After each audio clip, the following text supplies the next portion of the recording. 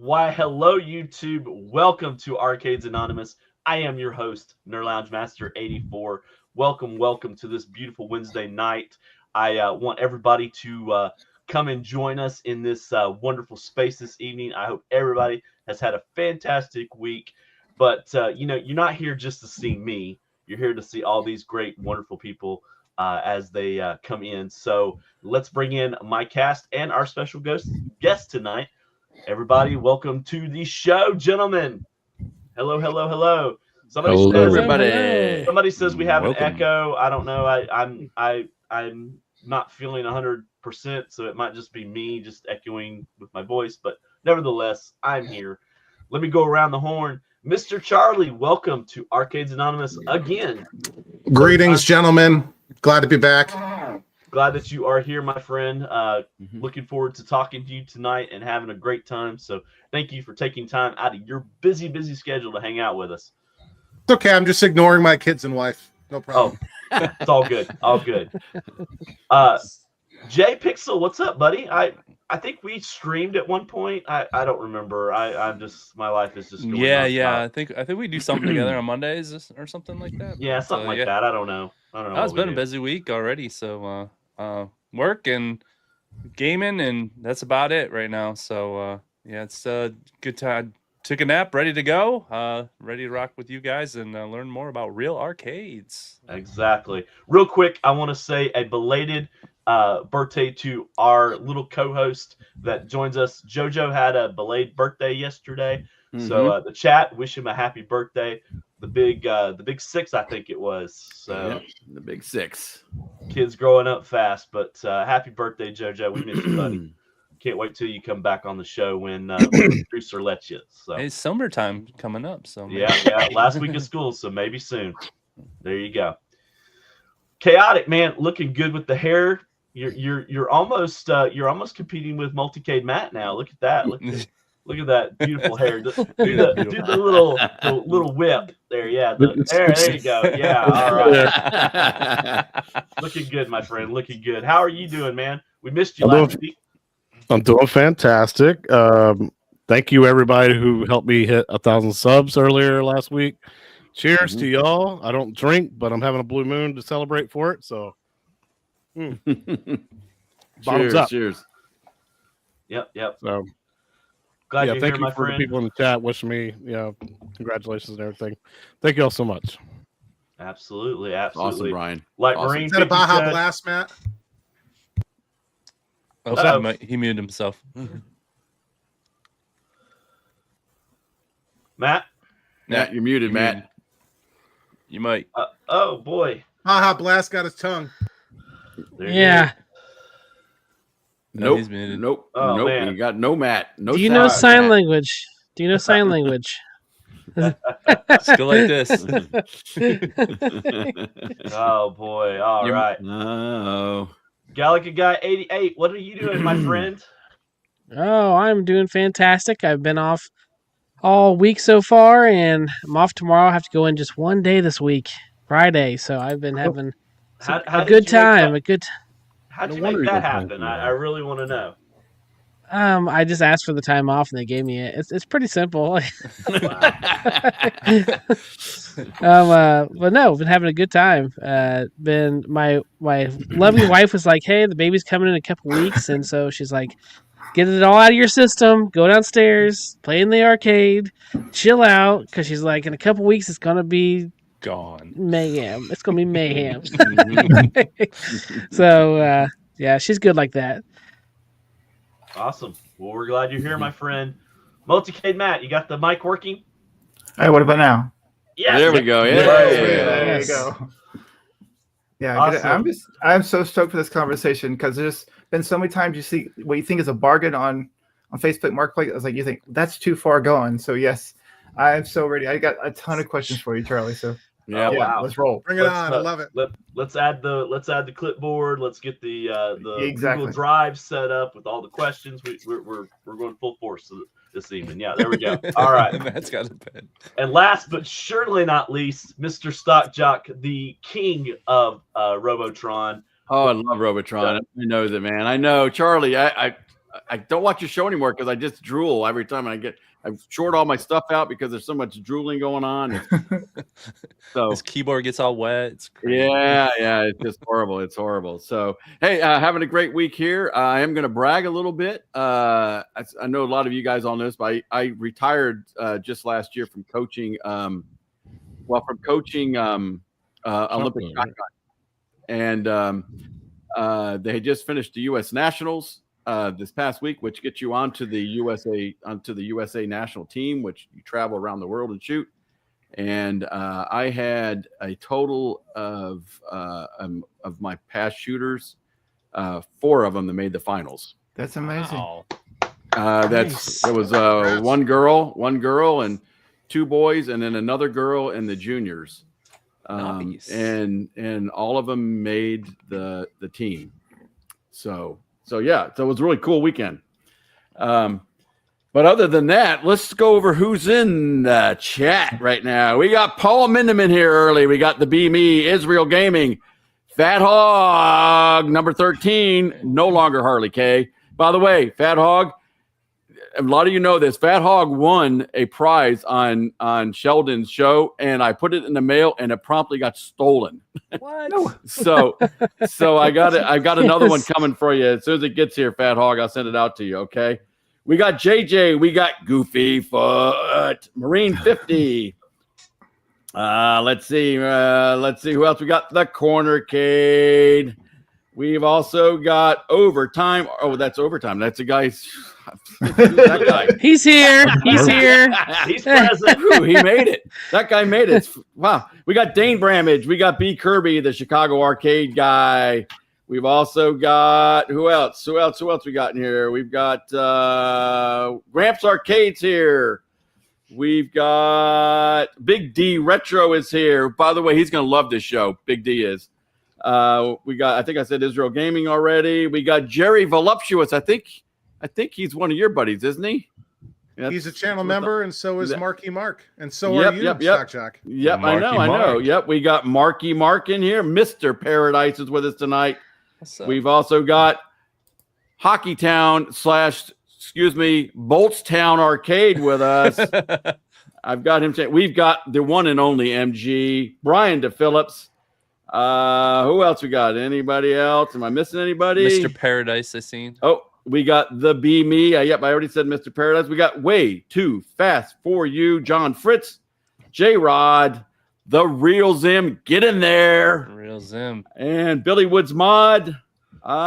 Joystick is here. Ted Adam Green. We got JJ, Stupid Fat Hobbit. We've got the best producer in the house, Mrs. G.I. Joel. Saying Spirits. And I think that's about everybody. Did you say MG? Because MG. I did say MG. I would never. Right. Oh, wait a minute. Can't forget this guy. Jason Little Alien, the moderator of all moderators, is on the show. We've got him here. And I might as well go ahead and do this. We got a $1 super chat. And then we got Saying Spirits. And yes, my trivia question was the tattoo that Fred Flintstone got in college. It won't be that one tonight. Sorry. Wilma. And finally, last but not least, Brian Ziegler's in the house. And that's everybody. All right. Over to you, Todd. Welcome to the show. We're glad that you are here. Let's get into the meat of the show. Let's talk about what everybody's talking about, which is us here tonight. So let's get into it, boys. What do you guys want to talk about when it comes to real arcades? Is it time? Before we do that, should we hit up the super chats and stuff we just got? I just did it. Did you? Yeah, you did, okay, Mark. B. Kirby, Dame Bramage, and Fat Hog. I'm not. If you go in the tab, the start tab. Hard. I'm sorry. Yep. Go ahead. Somebody else announce them because I'm not seeing them. So Okay, I'll sorry. So B. Kirby gave us $5. He wants to put. That's weird. I didn't see that on my end. Yeah. Maybe it's from That last was a week. while ago. I think those are last week. Oh, You're on last week's show. You're on last week's show. So you're- we'll give him another prop. Dame Bramage. Yep. And then, Yep. Wow. All right. Yeah. That one is was true. last That week. one is true. Womp, womp, womp. Wow. Why don't we have Charlie tell us about his channel? Exactly. Yeah, Charlie, tell us about it. Why buddy. are you here? Yeah, thanks, guys. So yeah, my channel Yeah. is called Overtime Arcade. It's all about fixing, repairing, restoring classic coin-operated arcade machines, like the ones you see here. I often buy them for next to nothing. Sometimes I get them for free. Sometimes people are like, get these the heck out of my basement or whatever. And the rattier, nastier they are, the more I enjoy it, because I'm all about the process of bringing them back to their former glory. So I do the whole process myself. I work on the cabinets. I do the woodworking, the artwork. I fix power supplies. I fix monitors. Sometimes I fix game PCBs. That's kind of the hardest part, but I haven't been stumped yet by any of them. And yeah, do the whole process, show it all on camera. And often I'm doing, hour-plus long episodes weekly, multi-part series to get these things back to what they once were. Yeah, and I will tell you this: what I have learned from watching your show is that there's a monitor called a K700 or something like that. 7,000. Yep. 7,000. Okay, and then you don't touch the neck of a monitor of a CRT until you discharge it. Yeah. That's what I've learned. I mean, it's probably not going to kill you unless you got some kind of, pre-existing condition or something, but you don't want to taste that bite. I've been bit only once by a monitor, and it was actually my Donkey Kong Jr. cocktail that's right over here. Yes, sir. That was the absolute first one I brought back from the grave. Like, that one was totally gone, and I was working on the monitor, and I just happened to reach past the neck board Yes, sir. while it was on, and the back of my arm just barely touched it. And yeah, I rode that lightning. So yeah. Words of wisdom right there. Words of wisdom. Yeah. Yes. So, well, that's like I said. I do watch your show, and I think I don't know how you even sit there and do all that minutia that you do, which is, soldering and resoldering and all that. To me, that's just you've got the patience of a saint. The patience of a saint. It's like you ever heard of the Zen of motorcycle maintenance, right? Like Yeah. you get in the zone and you're hyper fixated on something. Yes, sir. You're often doing the same thing over and over again, whether you're doing a cap kit on a monitor and you're meticulously removing the old solder, grabbing the new part, putting it in, soldering it in. Sometimes you're doing 30 or 40 of those, right? Or like with these Williams games like Robotron, one of the things you often will do is replace all of the headers on the wiring harness. They used, the old ones were like round headers, and it's better to replace them with square ones to get a much better connection. And you're literally going to do 100 of those, right? Desolder the old one, put a new one in, boom, boom, boom, and you just get in the zone, and the whole, the stress of life goes away. Nobody's yelling at you. Nobody's whatever. You can put that aside and just completely sink into something. Wow. Sounds therapeutic. That's awesome. Yeah, it does. Exactly. It does. And you do all this in your garage, right? It mostly in the garage, a little bit in the basement sometimes, but yeah, I do. It's all me. In the driveway, painting or sanding. Yeah, making a mess all the time. Yeah, because like you said, there is that Robotron behind you. Now, what was the first cab that you got and that you restored? So those are two different questions, Okay. and it's actually something that I recommend kind of going this route, right? So for me, the hobby, and I view the whole arcade gaming community as a pretty broad umbrella. It's all the same religion, maybe different denominations, right? We focus on different things, right? For me, the hobby is restoring classic, vintage coin-operated cabinets, right? Yes, sir. And the way I would recommend kind of getting into that is to start with something really easy, right? Okay. So for me, that was my Centipede, which is just over on the other row. Atari Centipede. It's a relatively easy game to work on, right?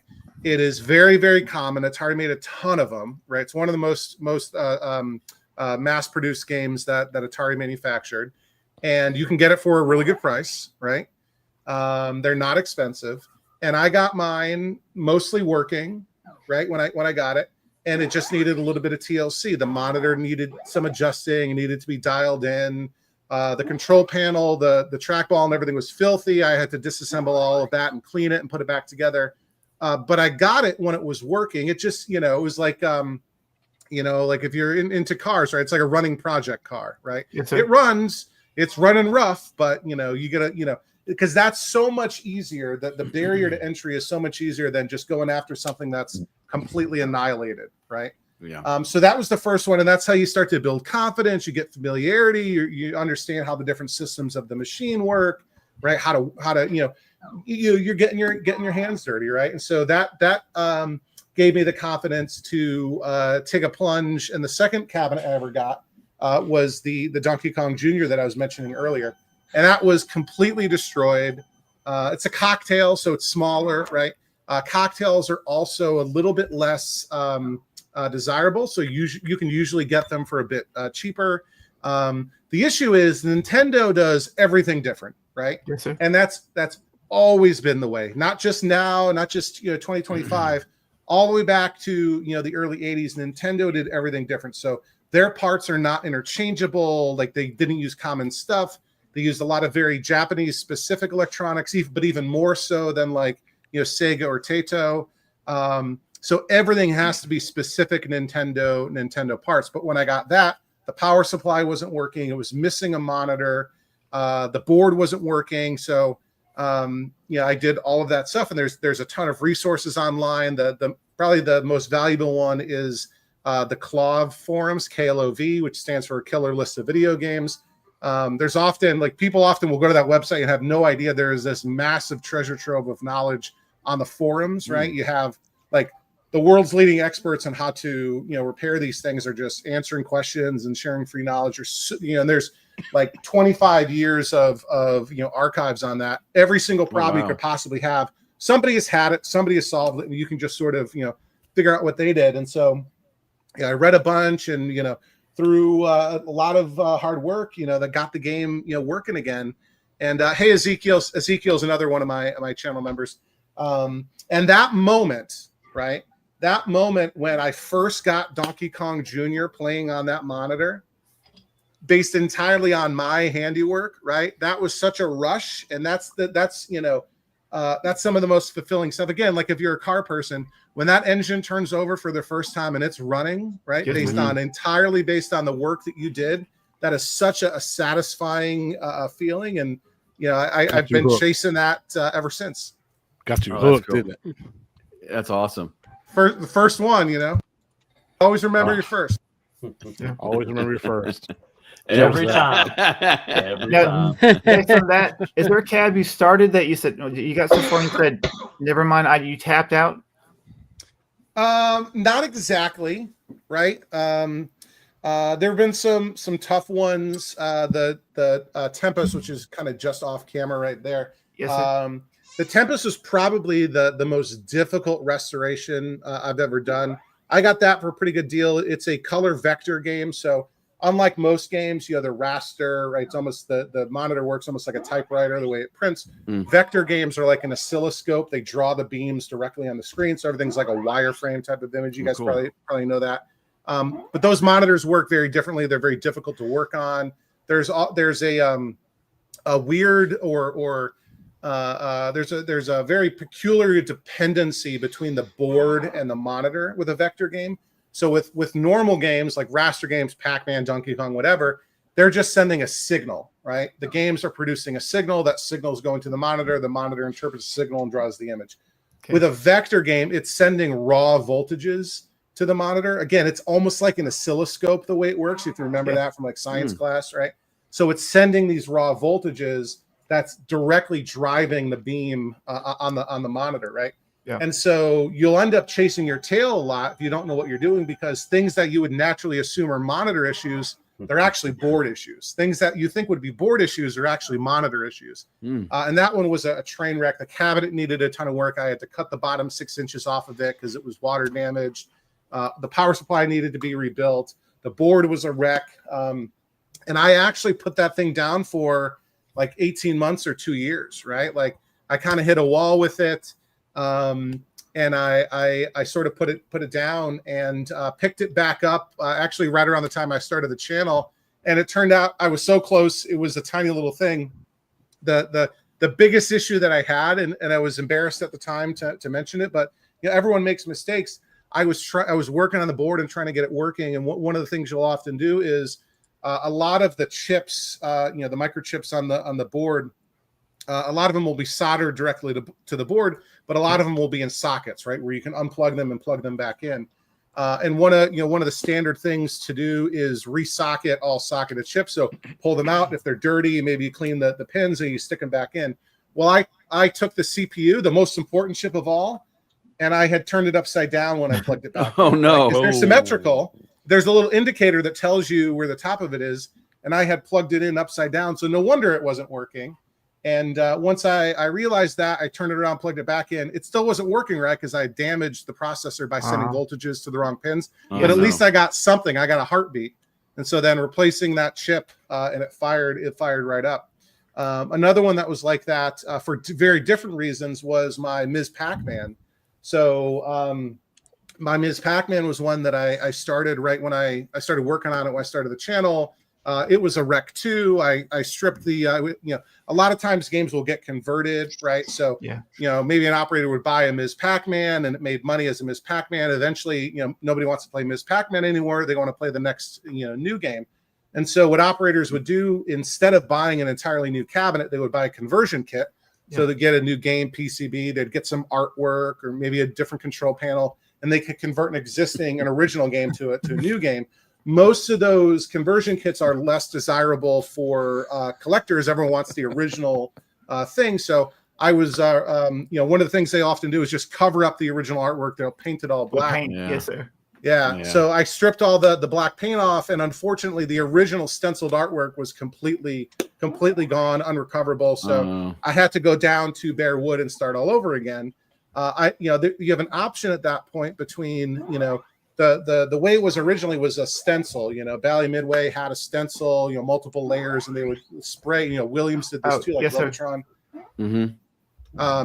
But you could just buy, vinyl side art, right? Basically a big sticker and put that on, and it looks the same, but it's not the same, right?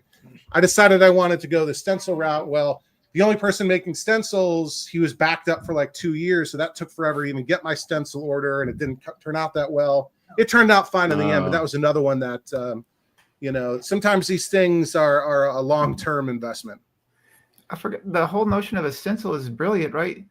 Because like when you put vinyl down, you're literally gambling with $300 to $400. Like at times, if you screw it up, you're done, right? Well, it depends. There's forgiveness. Like if you mess up, you can paint it and then try again, right?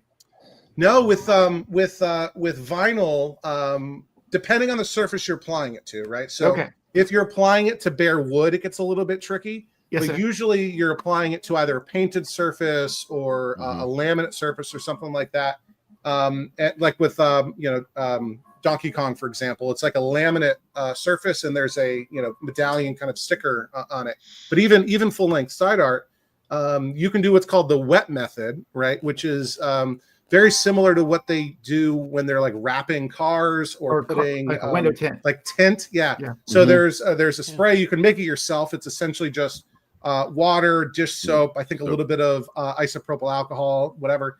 But I just buy it. It's cheap. It's called Rapid Tack.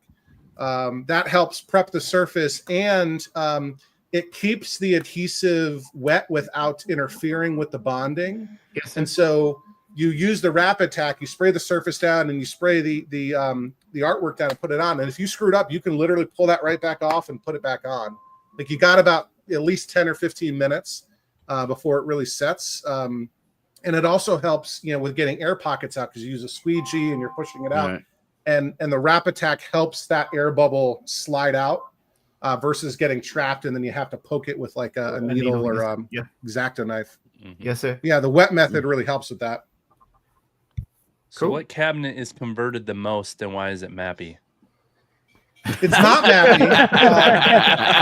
What's funny is Why is Mappy one of those amazing arcade games and everyone loves? I'm like one of the only people that like Mappy.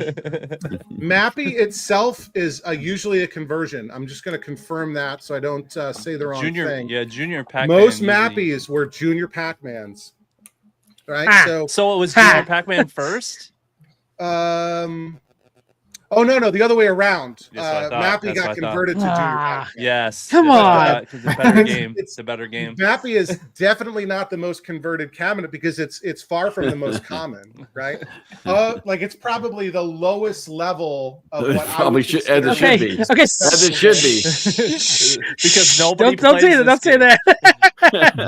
Because Gallagher guy down here, he absolutely loves that game. loves I'm Mappy. telling you. And I said, nobody plays that game. I said, breaking news.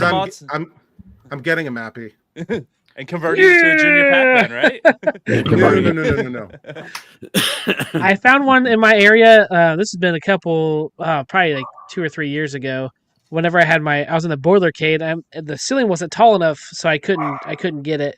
But it was only $800, and I was like, oh, and it worked and everything. And I was like, now I can't find them in my area at all for less than like $1,500 to $2,000. So 2 weeks ago, there was a Mappy for free, like 2 hours from my house. what? That's what I got. Where do you live? Where do you live? They knew the value. I live in Virginia. I'm about an hour west of DC. I'm kidding. The Mappy I'm talking about was on Facebook Marketplace in West Virginia, and somebody else got it. And the very next day, it's like a kid. He posts on Reddit, "Hey, I got this Mappy. I'm gonna rip all the guts out and turn it into like I don't know, some kind of MAME cabinet or something." Oh no! Did you try to talk him down? Because I literally did. Right. So one of my channel members figured out what this kid and like sent me the stuff so I could like contact him on Reddit. And I did convince him not to multicade it. He is going to try to fix it and keep it as a Mappy. So hopefully I've been able to do that. He wouldn't sell it or trade it to me, but I found somebody else that's got a Mappy that I've got this. In the next couple of weeks, I have a huge, elaborate set of trades going on, multiple parties, multiple three-way trades. There's literally like 20 cabinets changing hands. Yes, and one of them will involve me getting a Mappy. So on that note, like what cabinet or something you've seen that been like mutilated the most as far as like changed into something ridiculous, like a classic or something? There's a lot of Frankensteins out there. Well, they'll even like take different pieces of different things and try to put them together. The worst is when they're turned into something other than arcade machines, right? So there's a famous one years ago that somebody took an Atari Star Wars upright, which even today commands a lot of money. I don't own one, but I worked on one for a friend of mine. That's probably a $3,000 game all day long in good condition. Somebody turned it into a chair. They basically scooped it. They scooped all the guts out, and they put a little bench in there. I think they even put like a phone, like a corded phone on, so it's almost like a phone booth. They put a little bench and a padded seat. They turned it into a chair. You'll often see cocktail cabinets turned into just like coffee tables. Yes, sir. There was one where somebody turned it into like a Lego table for their kids. You open the lid and it's like storage for Legos, right? So those are probably the worst. Often that type of stuff can usually be undone. The worst is like when Mother Nature gets her hands on it, right? Oh, yeah. If you've got a cabinet that's been sitting out in the elements for an extended period of time. The worst I ever saw with that a couple of years ago. This is actually where I got the Moon Patrol cocktail from. It was kind of a sad story. It was an estate sale. It was an older he was an older. He used to be an operator, but like sort of transitioned in later life to kind of being in the hobby. And his overflow storage was like a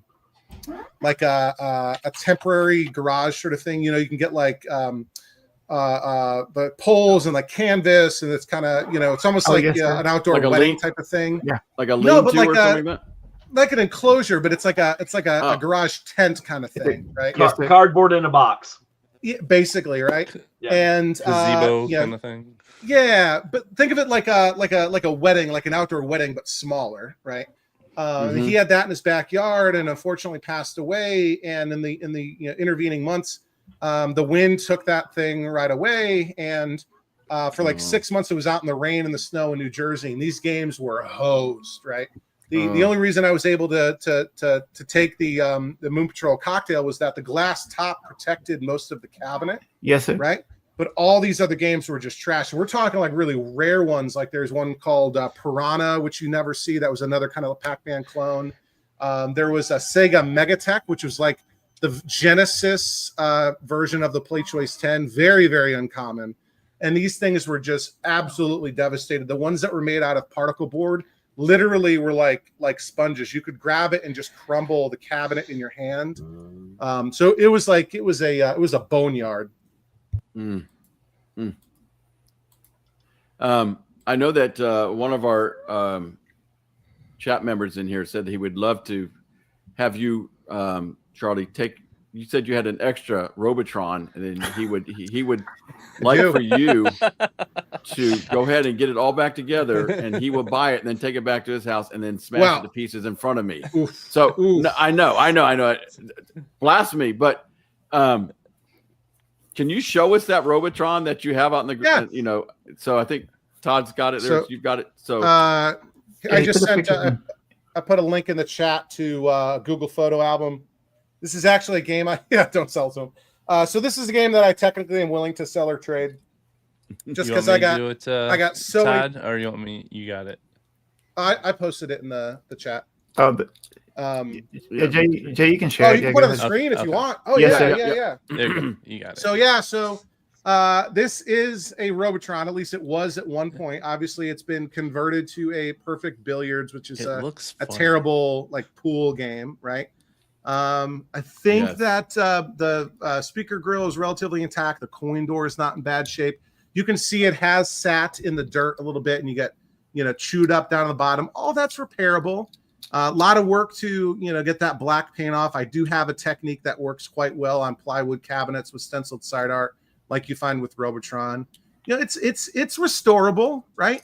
There's going to be a lot of sweat equity put into this. You can see the original sort of silverish gray paint poking through there. Bondo up the bottom corners.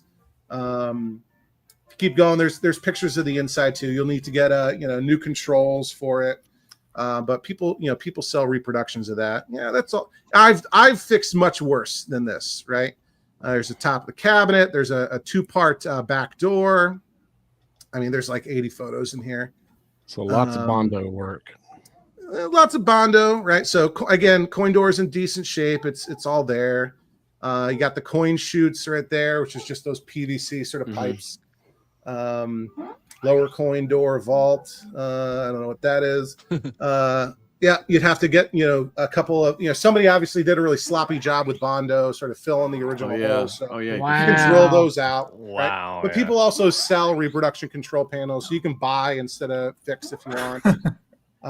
You need a new either a Robotron board set, or you can get a J-Rock, which is an FPGA based hardware emulation board.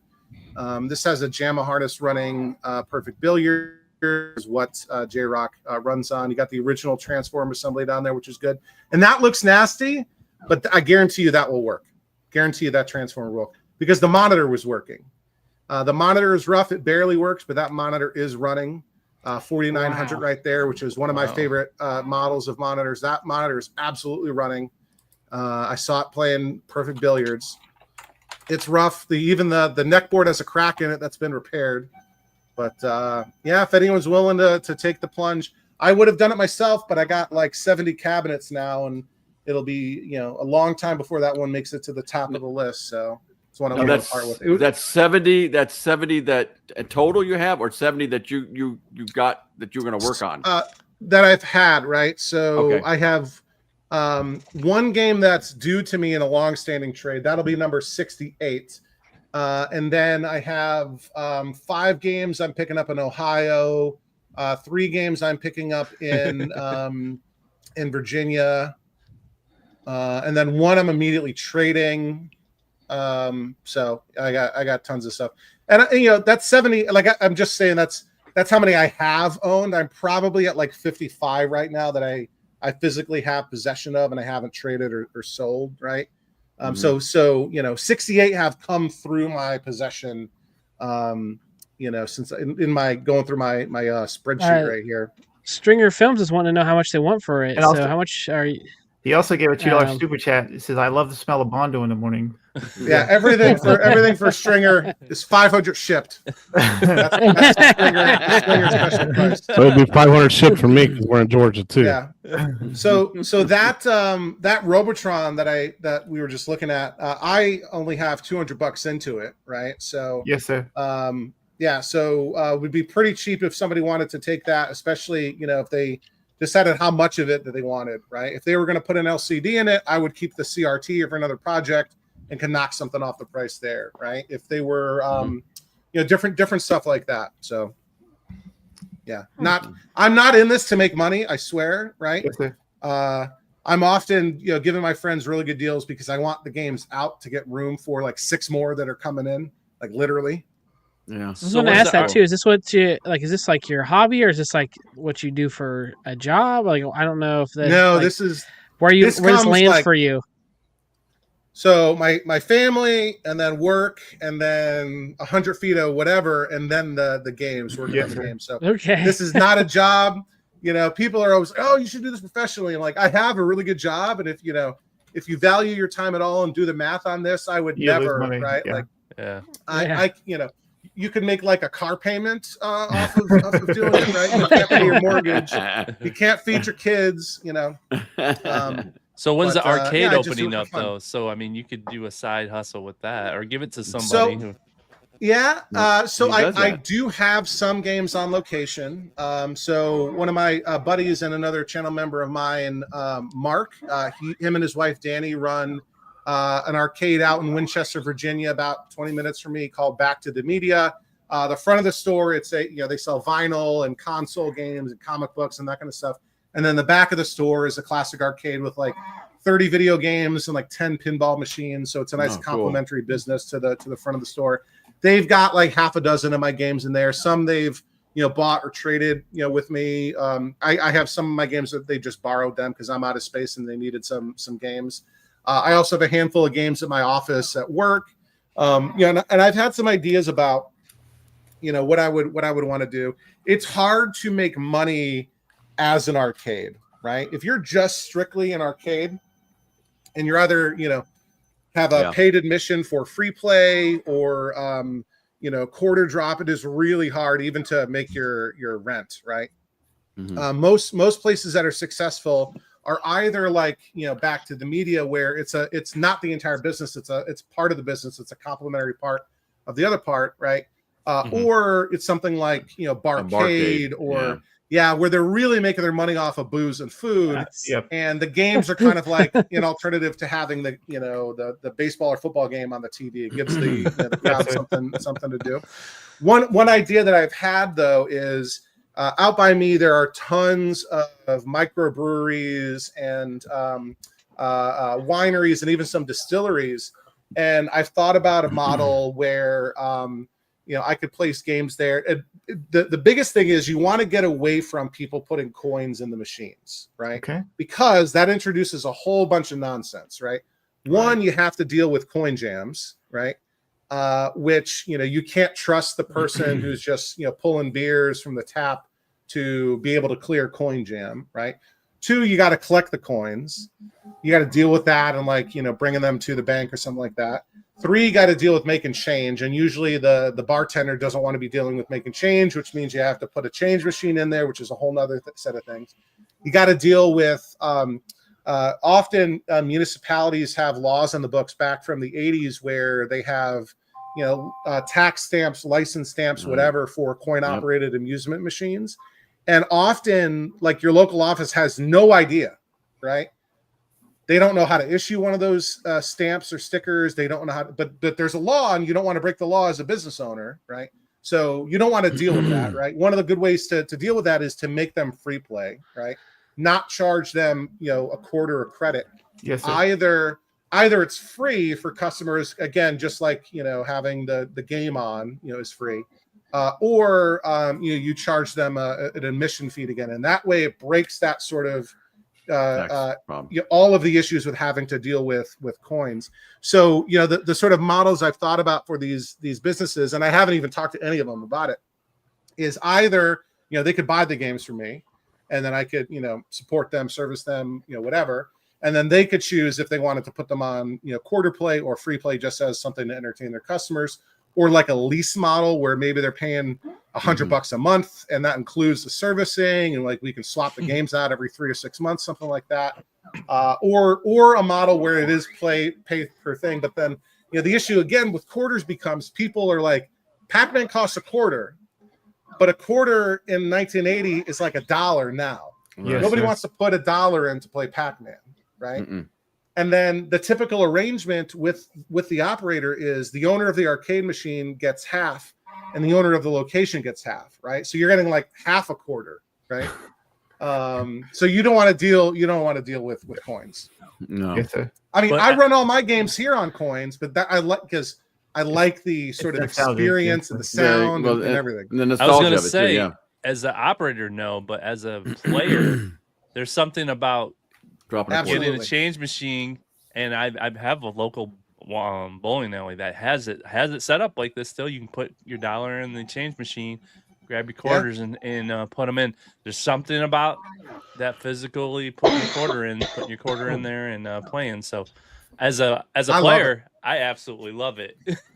And I actually right now keep all quarters because me and my son go around playing pinball, and of course we find arcades too. And the ones that take quarters, we're still putting them in. And there's a lot of pinball and arcade machines that still take them. So, oh yeah, Yep, I agree with I think that. that the nostalgia is great for them, but I get the reasoning behind why you probably wouldn't want them. I mean, they're kind of seems like a big hassle if I'm a business owner to like have to deal with them. But I get it too. It's also coins, you want to feel that. with a dollar sign on the back. Yep. Yeah.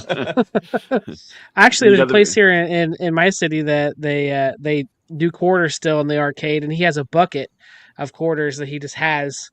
And he was just like, "Oh, you need $1 quarters." He just digs out this big bucket, and he's just like, "Here's your quarters." And like he takes your dollar. It's just so weird. Yeah. Yeah, but All right. So we can transition. All right. So I want to show you a cab, and you can tell me if it's worth the hassle, mainly because it's behind love you. All right. Okay. So I'm going to try to present, and we're going to see what happens. So we're going to share my screen.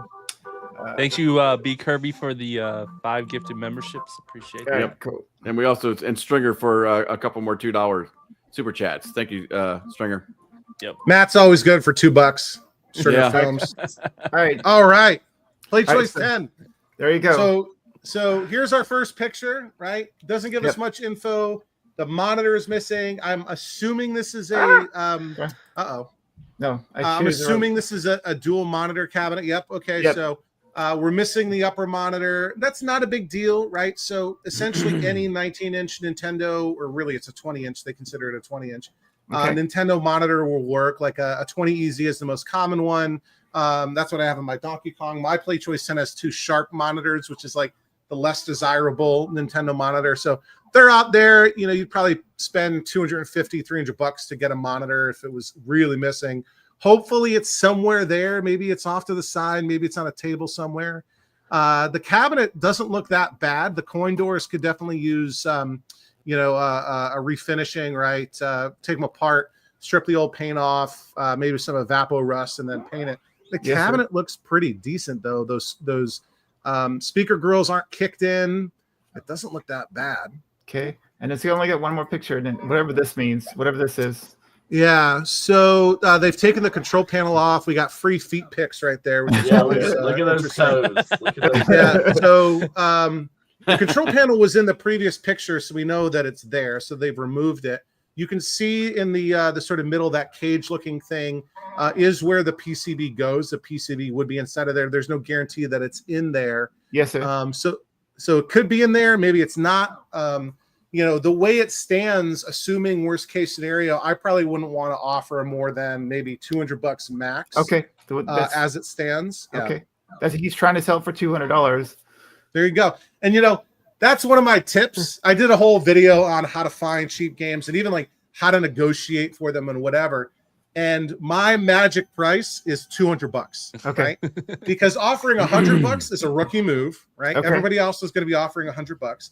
You offering 200 signals that you're not a rookie, signals that you know what you're doing, signals to the seller that, hey, this person actually understands the value of this, right? And $200 is like twice $100.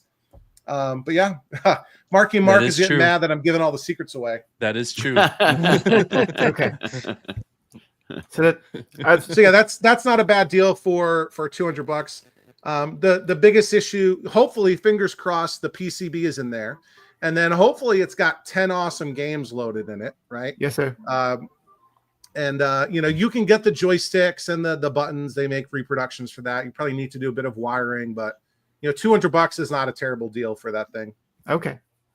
Yeah, because the silhouette, just like Stringer films. Like, this type of exactly. Ask about my junk removal rates. Yeah, that's exactly. Right. Yeah, this silhouette like tugs at my heartstrings. Like when I my parents were together as a child, like this was at the bowling alley and I would play it frequently, and so yeah, I love this silhouette. So yes, so $200 is fair. All right, cool, thank you. That's if you can repair it too, right?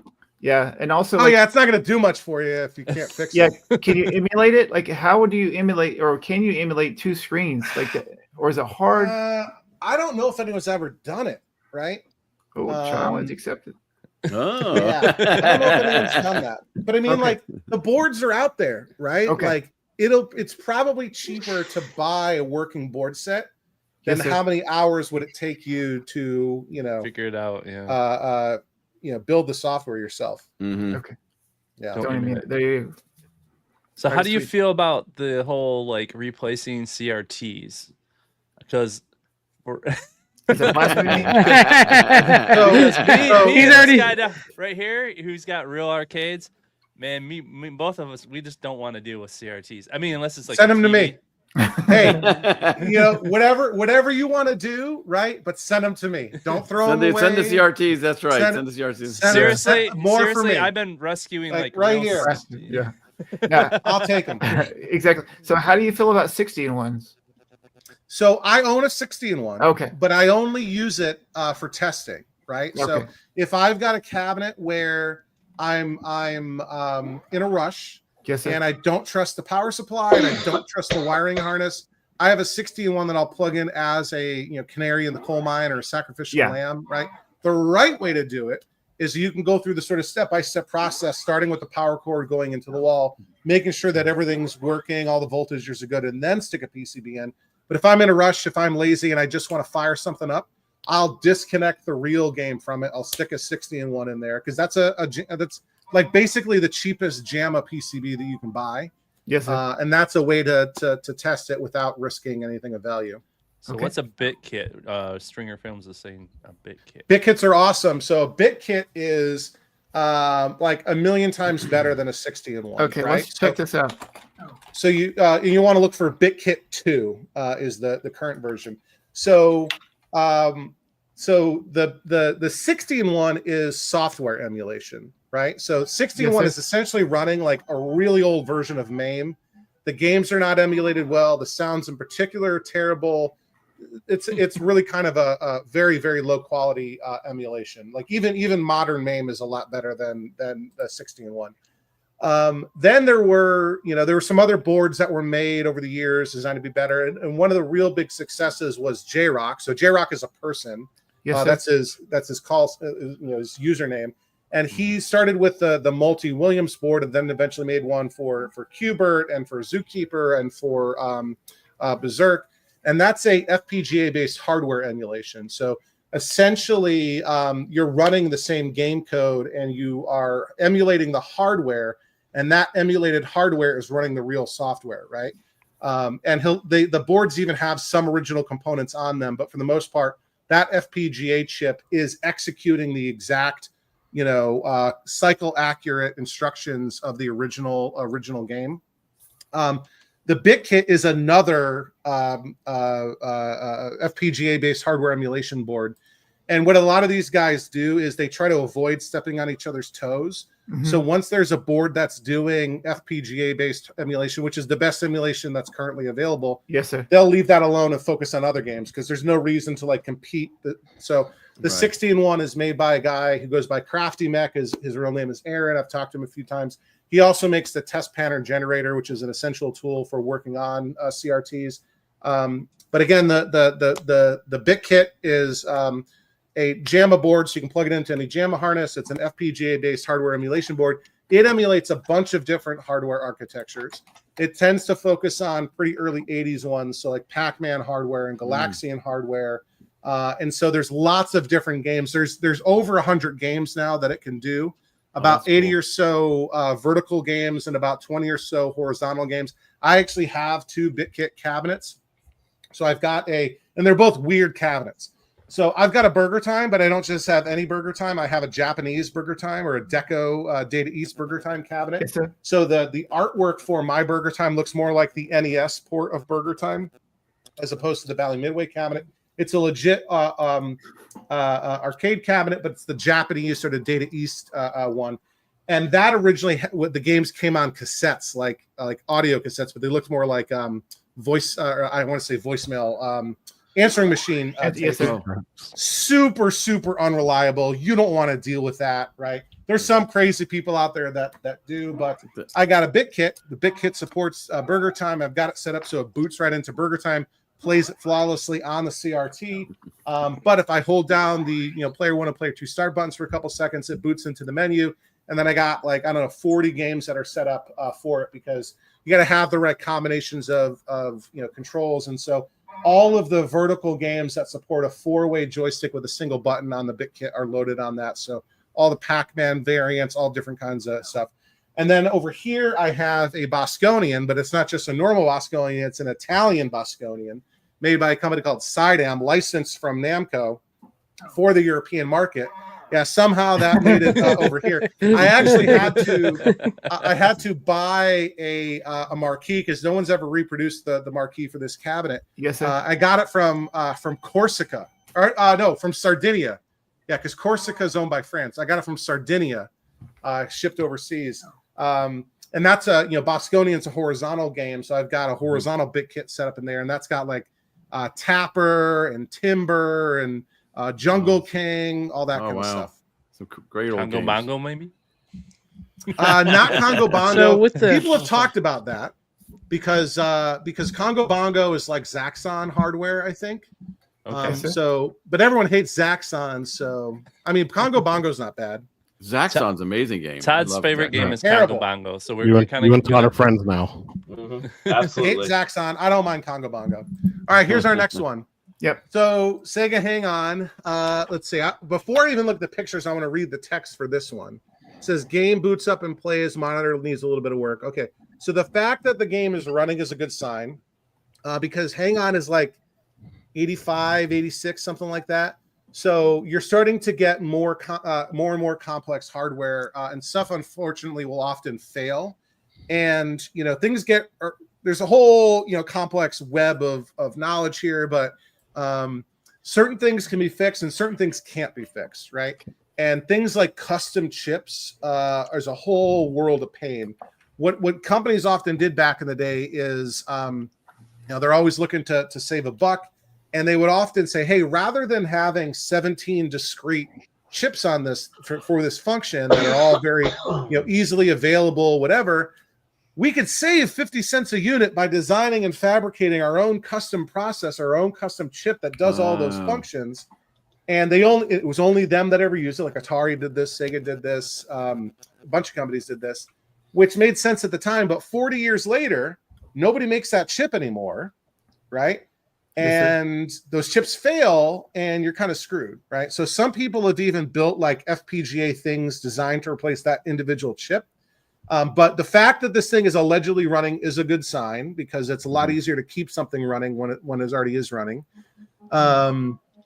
$500 is probably a little steep for this. If the monitor, I don't know, do they have any images of it actually working? No, they do not. Let me see here.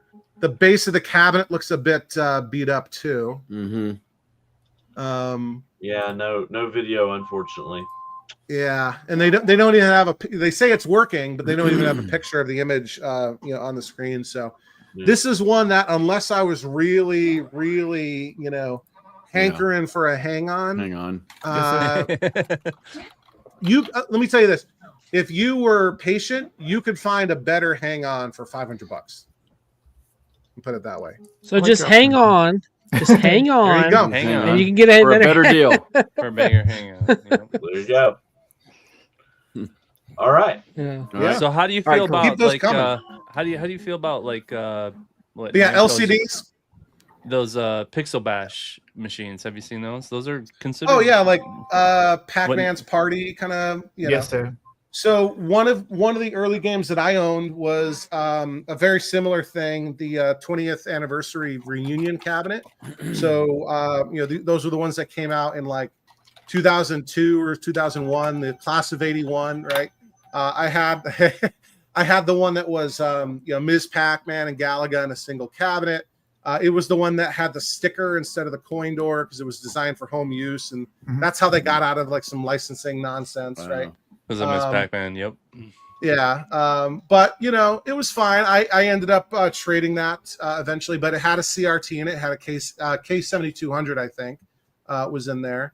That was one that I actually put at my old office at work for years, and it sat there. And this is back when a lot of us were working from home, and I wasn't in the office every day. Sometimes I would be going for a whole week. But that thing would run sometimes for days and days on end. It was a champ. Now this is the deal right here. Even with the does not work. So so $150 for a game, buy it, right? And this looks visually to be in relatively good shape. Yeah, it does. Right? You've got some wear on the control panel overlay around the trackball, but that's very common. You can just get a new one or live with it, right? The cabinet doesn't look, I don't see any signs of water damage visibly. And then what I actually really like is when it says does not work. And the reason I like that, as opposed to something like, hey, the game plays and I can hear it, but nothing comes up on the screen, or the marquee light lights up, but the game doesn't play. When it says does not work, that could be as simple as a fuse. Yeah. That could be as simple as an interlock switch. That could be as simple as they don't know how to turn it on. They plug it in and nothing happens, and it doesn't work, right? I'm not kidding. And sometimes, the interlock switches will get knocked, and Centipede has two. There's one for the back door and one for the coin door. And if those interlock switches, like somebody slammed the door, and the interlock switch sort of fell out of its holder and is no longer being actuated, the game's not going to turn on, right? So this, I would jump all over this. Some of you guys here, if you're in, I don't know what part of Georgia Greensboro is, but somebody should hop on that right away. Okay. All right, Brian. Yeah, Brian, get on that. I want to convert it to a big dog. If the board is totally destroyed, you can get a working Centipede board for like $150 if you need to. Sweet. Yeah, Centipede would be one I wouldn't mind. Can somebody slap mine up there? I'm not that good at sharing this stuff. So I will. Charlie, can you answer this question real quick? Yeah. Let me check my list here. So I know you've got some up for sale too. I saw them on your. So I've been moving a lot of stuff around. I've sold projects. I've sold real games lately. I got rid of my spare Outrun mini project. I traded the Superman and the Moon Patrol cocktail, which I never got around to fixing. I'm getting rid of the Carnival. I've got a trade worked out for that. My Vanguard is for sale if anyone's interested. What else? My Sly Spy, I have a trade worked out for that. My most valuable games, it depends, right? The Play Choice is up there. The Robotron is up there. The NBA Jam, depending on the market. The Bosconian, believe it or not, is actually kind of valuable. I have a I have a Bubbles. Bubbles is kind of a valuable game. I have a love Red Bubbles. Baron, which is really uncommon. It's an uncommon black and white. It's kind of like the black and white Star Wars, but it's Yes, like sir. World War One. You know, Yeah. So that's working pretty on that. valuable. That's cool. That one's really cool. Nothing like uber crazy, right? I don't have any games that are like, oh, there's only 2 of these known to exist. Nothing really like that. So like my most valuable games are maybe worth $2,000.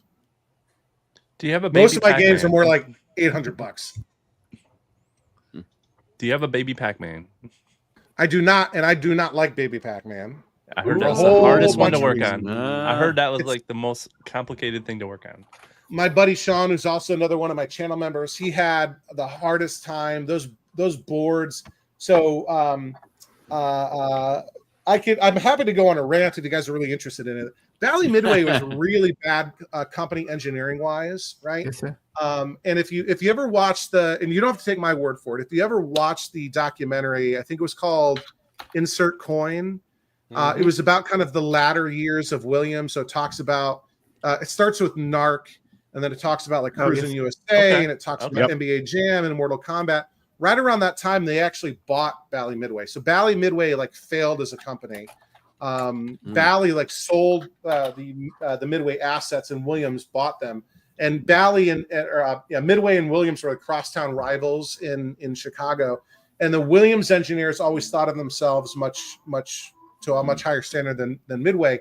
And they looked down their noses at the Midway engineers when they came over. But let me tell you, if you work on Midway stuff, it's junk. The boards are really low quality, right? The pads and the traces, they're damaged really easily. The power supplies are a mess. Like Williams are really well designed, well built games. Sometimes a little bit overly complicated, but the Williams games are nice to work on. And the in-house developed Bally Midway games were not good, right? Midway's best games were ones that they licensed from somebody else, whether they were Namco games like Pac-Man or General Computer built Ms. Pac-Man, or what was that? It wasn't Nutting and Associates. There was a company, like a toy company, that became a game designer.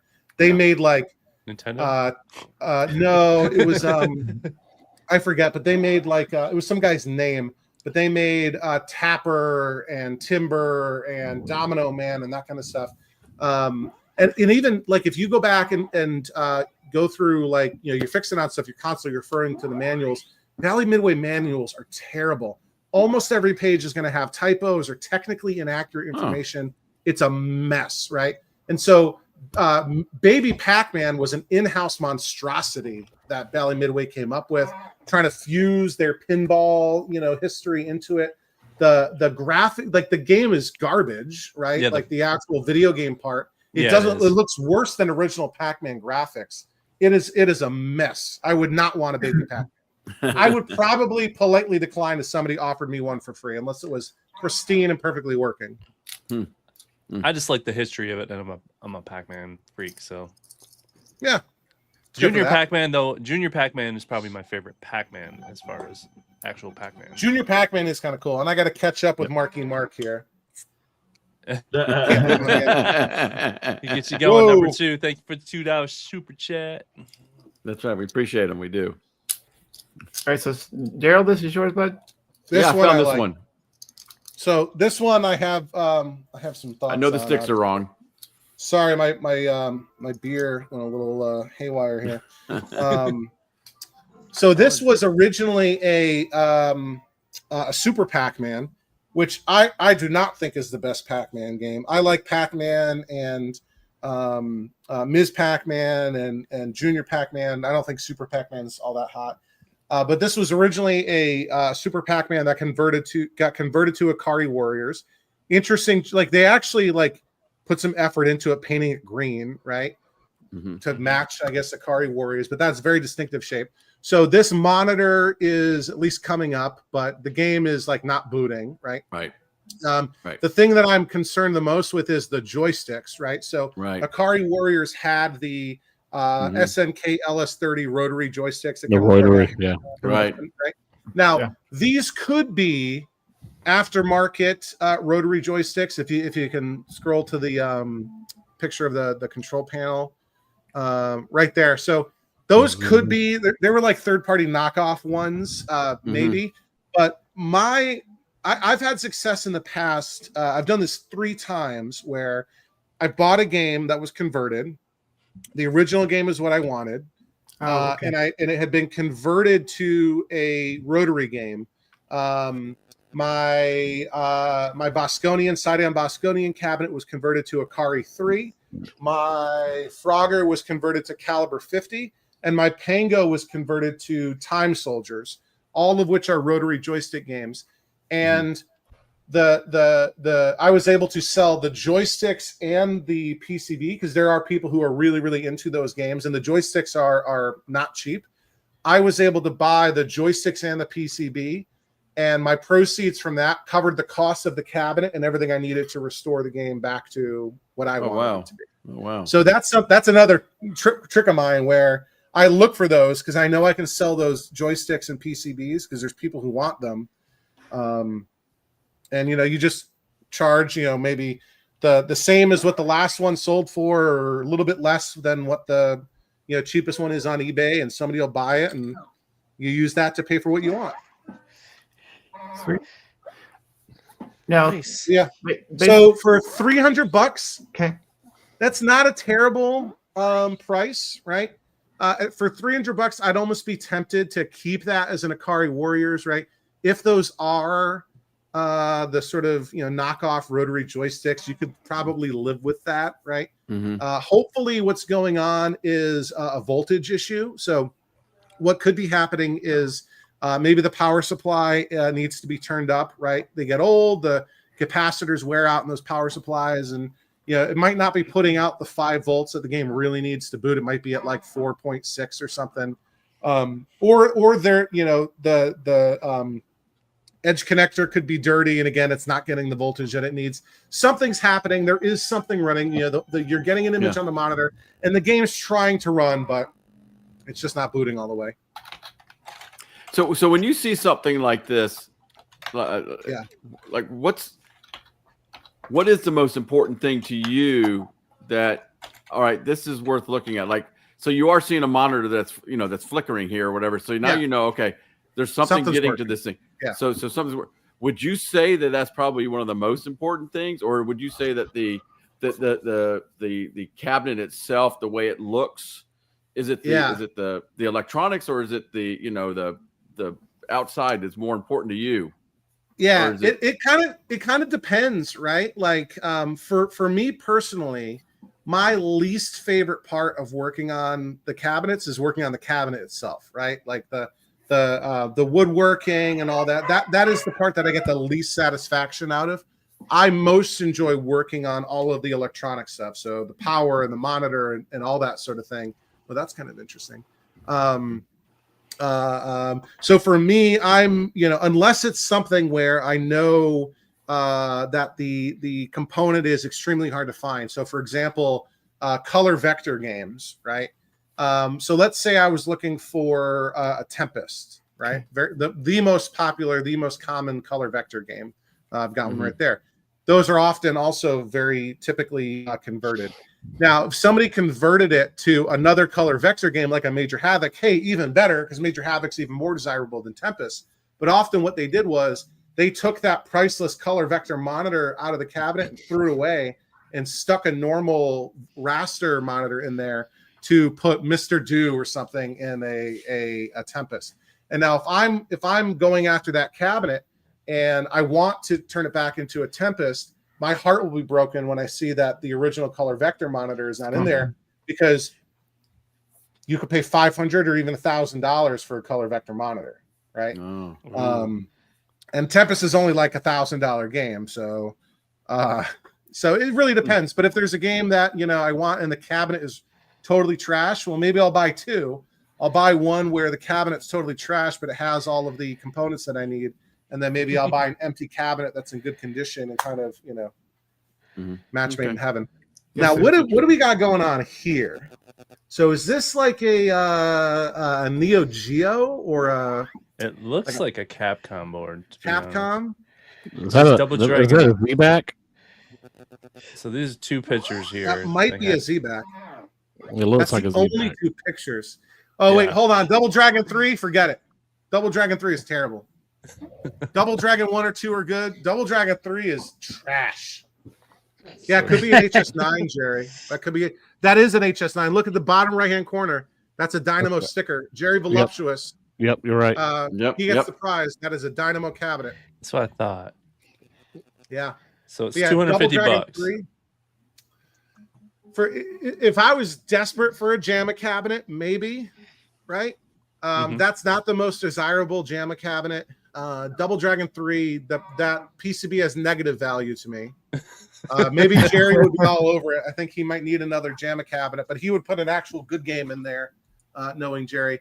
Jerry's got an awesome collection, too. He's up in the outside Philly. Jerry also runs, he owns Manbroso's Pizza.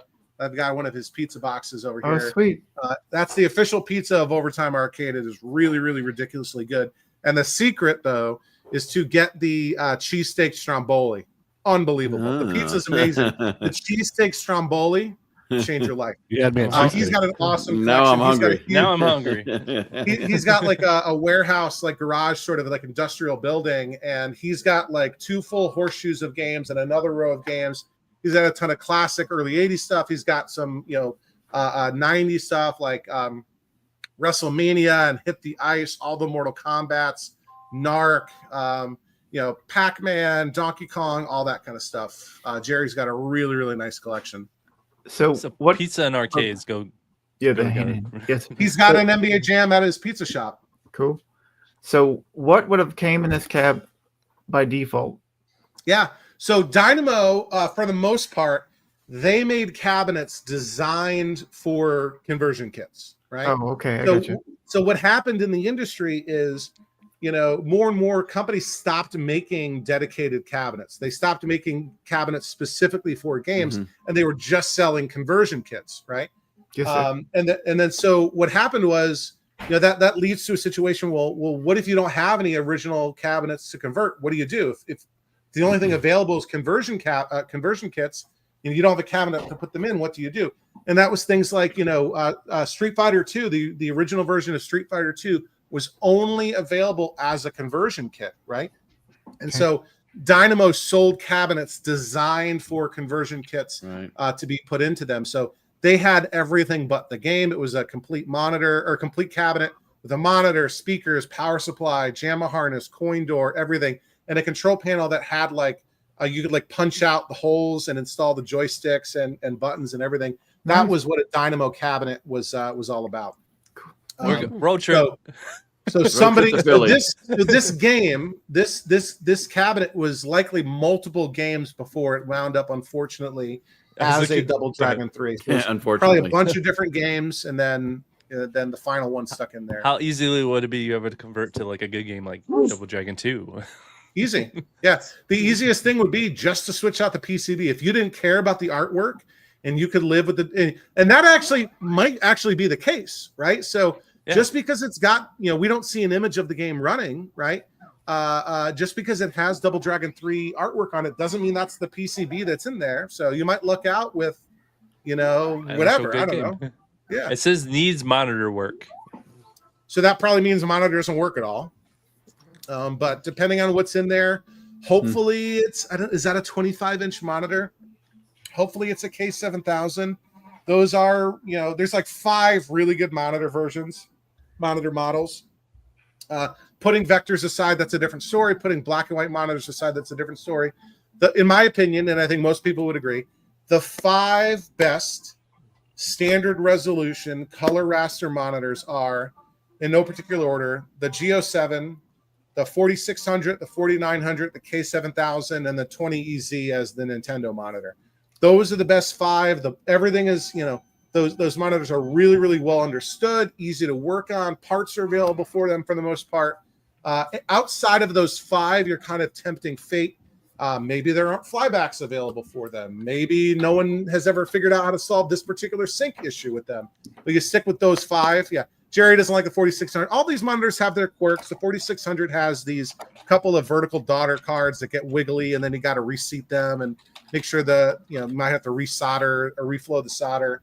But 4600 makes a really, really good image. 7400 is not bad. That's a little bit later, but Cool. Yeah. This is a random Crazy question. Taxi Cocktail Cab. Oh, what? Cockpit Cab. Okay. Cockpit. I was like, huh? How would you do Crazy Taxi Cocktail Cab? Yeah, That'd be that makes no crazy. sense. That would be crazy. Go ahead, Matt. Oh, just why are Cuberts if they've made roughly 20 to 30,000 of them? Why are Cuberts so hard to find in the wild? Great question.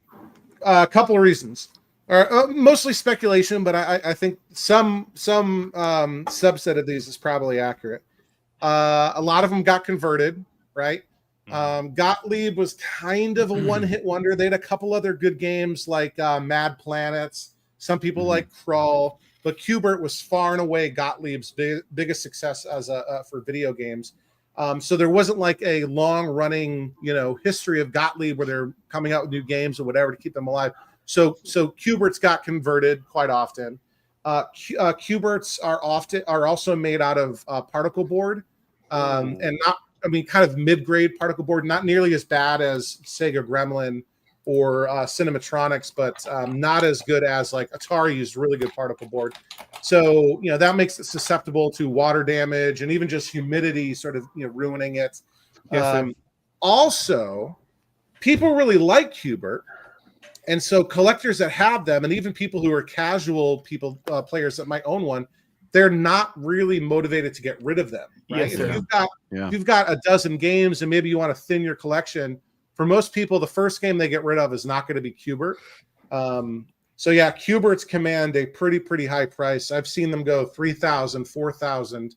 So like when I finish restoring my Qbert, that'll probably be one of my most valuable games. I've done a Qbert in the past. I did a J-Rock Qbert. That's one of the games that's at Back to the Media in Winchester. Yes, but yeah, Qberts.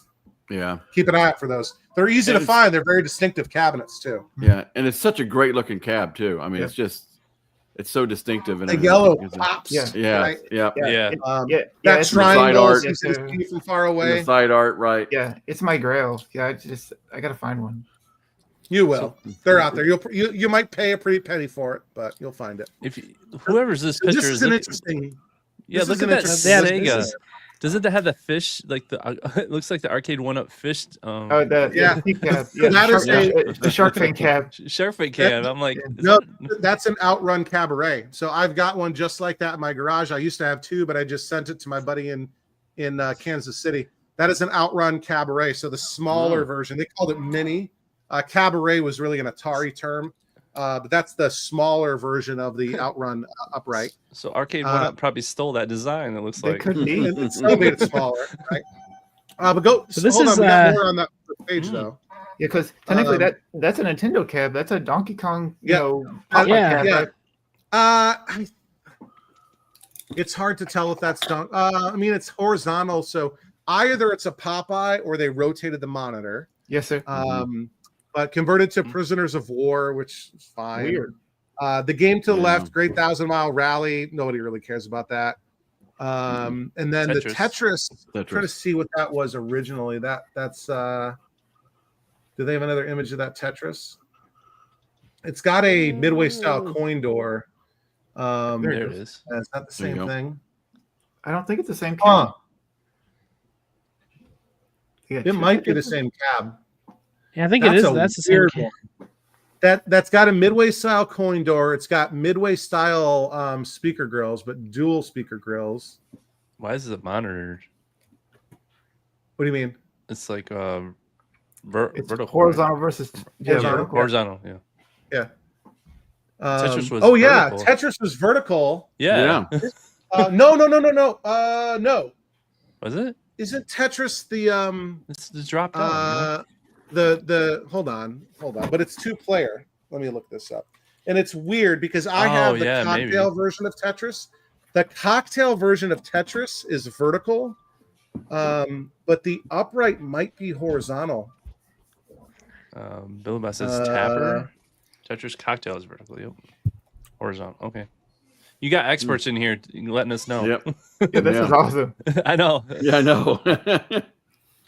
Yeah, the Tetris upright is horizontal because it's 2 players side by side. Gotcha. But the cocktail version is vertical, and it's like it squeezes it. Because it's a single. Because you're if you're playing 2-player, you're going back and forth, right?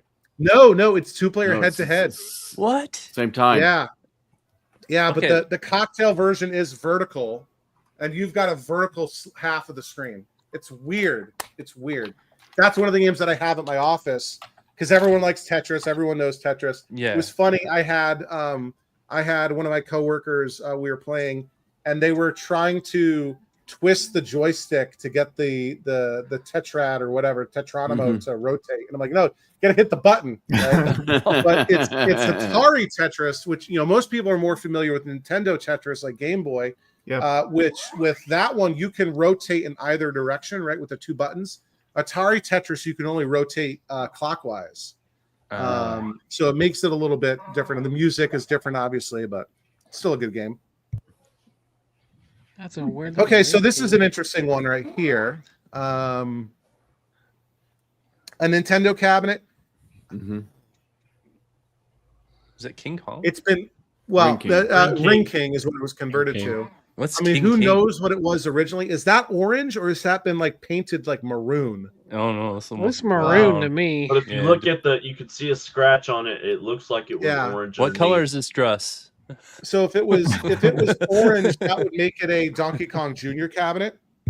Mario Brothers were also orange, but Mario Brothers were wider, and they had the speaker grill in the middle. So this one is off to the left, like Donkey Kong and Popeye. Yes, sir. So that was probably a Donkey Kong Jr. At some point.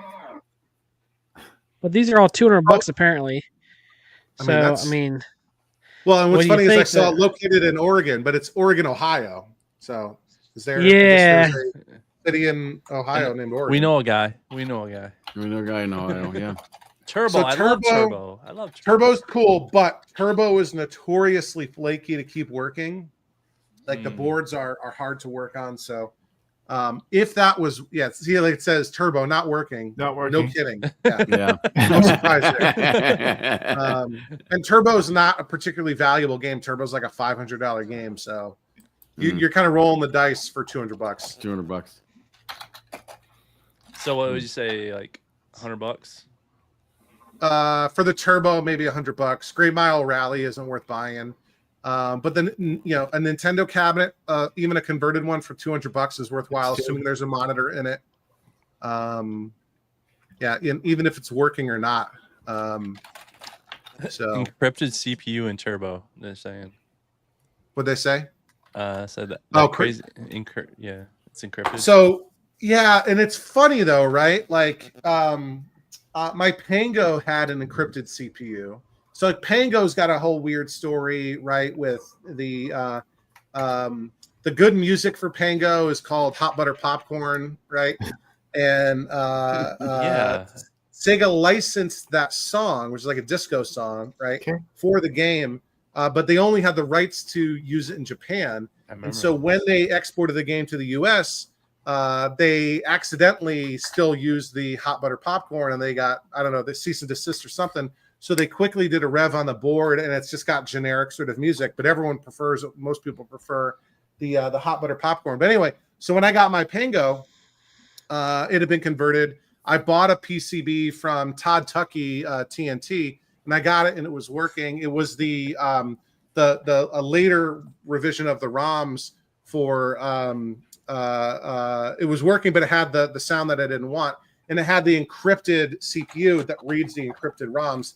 I got a high score save kit that gives you the option to change the music, but it was funny because it wasn't working because it won't work with the encrypted CPU. You've got to take that out and put a regular Z80 CPU in it to get it to work. But anyway, here we go. Look at this beauty. So hopefully, before I read the listing, they want 1754. I'm hoping this thing works and is in decent shape, because if it's not working, it's not worth 1750. Install a switching power supply. Well, it's Mappy, so I don't think it's worth 17. Mappy's great. It says that's what I was saying. That's what I put it in there because that's what I was saying. Every Mappy around me is like anywhere between $1,500 to $2,000, like all day long. People, that's how much they want for it. Are they worth that much? Let me check the price guides real quick. Looks like he has a Cubert right next to it. Exity price guide says Mappy is $1,500 to $2,000, and the vintage arcade girl price guide says, hold on, $1,250 to $2,000. So, I mean, the seller is not completely off the mark here. That's probably a little bit, top of market, given that the control panel is a little bit rough. You can see right on the front edge there's a bunch of cracking and some pieces missing. It says that, so he's got a switching, I'm assuming it's a he, but the seller has a switching power supply, which is not original, a reproduction marquee box, which is the big standing thing. Yes, so that's not original. It says there's a ding on the upper right corner of the cabinet. Maybe there's a picture of that. That's more than a ding. That's more than a ding. Imagine that's a blowout. Imagine borrowing your dad's car and coming back and saying, "Sorry, Dad, it's got a ding." A ding. And this is the ding. Just the bumper's ripped off the front of it. This is getting dinged. Yeah, don't buy a car from this guy, Marquis Mark says. So with that, I mean, it's fixable, but that's a pain in the butt, especially if you want the artwork to look perfect and then like some of the damage has gone into the artwork. It's kind of cool that it's got an asset sticker on it from maybe an amusement park or something. So, I mean, that is nicer, but even with all of that, that's nicer than the games that I typically buy, right? So the games that I typically buy are roached out. You're just going to throw in a new CPO. That's nice. It's probably a low quality reproduction that doesn't actually match the right colors or whatever. Yeah. But so I would, I'm more in the this is too nice of a game for me to typically buy. And I say that even though the Mappy that I'm getting in a trade is technically a project, but it's a working project and it's even in better condition than this. Oh wow! And look at that Cubert right next to it. So should I offer him? Should I offer them $200 so they like, hey, $200? They'll know you're legit. Yeah. There you go. Well, whoever mentioned the Cubert, that's another one of my secrets is, just look in the background of the for sale listings and see what else is there. And then you got to be careful with this because some people don't like being asked this, but you can very politely ask them, "Hey, I'm not really interested in Mappy, but are you thinking about selling that Cubert?" Right? Yeah. That's how I got my Red Baron for $100. Isn't that a Joel rant? Joel ranted on that before. He did. Somebody trying to buy like his kid's toy box or something. Yeah. For my Red Baron, it was again an estate sale, and they were selling the guys pinball machines. Yes, sir. And they were getting asking market prices for the pinball machines, but I could see the Red Baron in the background, and I'd be like, they're not going to sell it. They're going to want like $2,000 for this thing. But I just asked them like, hey, I saw your pinball listing. I'm not interested in that, but is that Red Baron game for sale? And they're like, yeah, it's $100 if you want it. And I'm like, boom. When can I show up? I'll leave my kid's flag football game right now to drive to Pennsylvania and pick up this thing. What's this one? So, my channel members don't know that I'm getting a Mappy. So this looks like a breaking news. So this is this only happened today. So I'm sorry, Billy Bob. I'll fill you guys on later. So this is a midway cabinet. It's a pack style midway cabinet. It's either it looks like the scoops of the sides are pretty shallow. So it's probably either a Ms. Pac-Man or a Galaga. Painted black with the artwork on. Turned into a Gunsmoke. They want $300 for that. $300 is kind of steep for a converted, Ms. Pac or Galaga. Especially like it doesn't work, right? If it worked perfectly, $300 might not be terrible. You can sell the Gunsmoke PCB for like $100, maybe a little bit more to the right person. So this is a classic one of those where like 200, it starts becoming maybe something to consider. Yes. Okay. Cool. That's all I've got. I think that's everything everybody shared. If there's any others, let me know. But that's all I've got here. Nice. Yeah. So I've been dipping my toes into getting the full size arcades, and I know our community is very home arcade esque. and there's a lot of different reasons why they are that way. Is there anything that you would say that, I don't know, that is there a time where you're like, hey, you should probably start upgrading, or something where you think that's like, it feels like it's just like a stepping stool. That's what I'm trying to say. Is like, Yeah. you start buying arcade 1-ups and it's like, hey, this is nice, but like eventually you kind of just want the real thing, That's Yeah. at least what happened with me. But I'm never. Oh, go ahead. I feel like there's a lot of like nervousness. I'm still kind of nervous about it to a certain degree, but I don't think it's as many problems of what people say are there as what I realize. Is like, oh, it's so heavy and da da da. It's like right now I'm like, yeah, it is heavy to move, but like once you get it where it's supposed to be, it don't move no more. That's just kind of where I'm at, This is like, I get it, but I mean, what's your experience with them, and how difficult is it to work on these? And I know obviously there's a learning curve, but like, as someone who's trying to take the next step, like, what would you recommend them look at, or them, kind of get their hands on, or what should they know before they start getting into actual arcades? Yeah. So with this kind of stuff, right? Like, I'm never going to tell anyone how to live their life, right? Like, it's almost like saying, no, you shouldn't like that music. You should only like the music that I like, right? Yes, sir. Thank you. That's awesome. In the other room, I have 3 arcade 1-up cabinets, right? And I even bought a 4th one as a present for a close family friend's kids, right? So I have they're all Gen 1 cabinets, or whatever they're called, first gen, right? First edition. I have an Asteroids that I actually turned into a Play Choice 10, but it's not really a Play Choice 10. It's running a NES Classic, the little console that they have. I have a couple of original NES Advantage joysticks with a converter adapter so that they can play. But I have all of the Play Choice 10 ROMs loaded on that thing. It's hacked console, so it's doing that. That's a great idea for Joel. Yeah, it is. But you don't get the 2 screens, right? Yes, sir. I have it's the Final Fight with Strider and Ghosts and Goblins and 1944, right? Yeah. My kids like playing 1944 and that. And I've got a Star Wars. And I got the Star Wars for free. And the way I got the Star Wars for free was, during COVID, I had all these, frequent flyer miles that were going to expire, right? Yes, sir. Nobody's traveling for work. I used to travel at least once a month for work. And I went through whatever it was, Sky Mall or something. I'm like, hey, I have more than enough. There's nothing else in here that I want. I don't want a Superman bed or whatever, right? So I got the arcade 1-up Star Wars. And I like Star Wars, the franchise. I don't actually love the video game. I think the gameplay is actually kind of shallow. Like, even Red Baron, like, you can't even turn around in Star Wars, right? At least in Red Baron you can turn around, right? But so I would never I would take one if it was free, right?